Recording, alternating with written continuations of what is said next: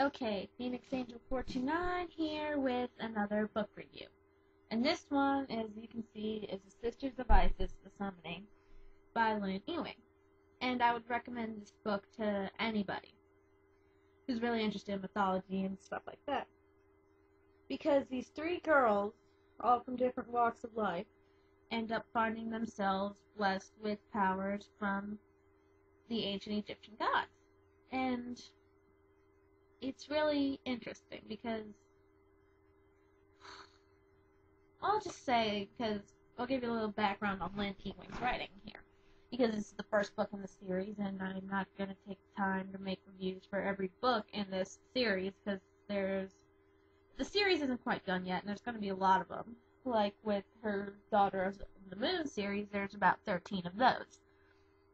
So I figured I will give the synopsis of this series and a synopsis of Lynn Ewing's style, because come on, she's good, unlike other series that have gotten way too much hype lately. I won't say names, but I think you know by that alone. Anyway, Lynn Ewing pulls from ancient mythology and works it in with modern girls in her stories, or guys if you're reading her Sons of the Dark series. Anyway, this one focuses, as you can see, on ancient Egypt mythology, while her Daughters of the Moon's more Greek mythology.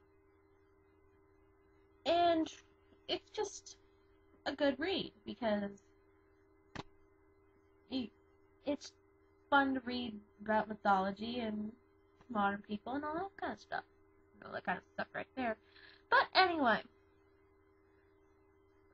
these three girls, one of them, after reading a chant, one of them turns into a bird, as you can see in the cover.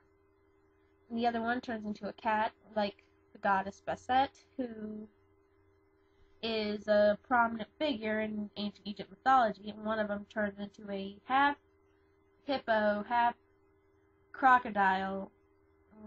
Correct me if I'm wrong on that, but they turn into either a cobra, or well, at least that's what the girl's supposed to turn into, and what she does turn into is the demon, which in ancient Egyptian mythology, if your heart was not good enough to get into heaven, their version of heaven, they threw your heart to this demon, and she turns into that.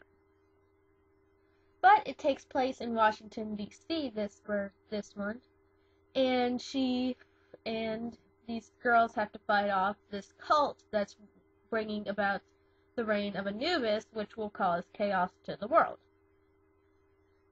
And they're finding it hard to cope with this because they're average girls in DC culture. They're not really supposed to be dealing with anything like this.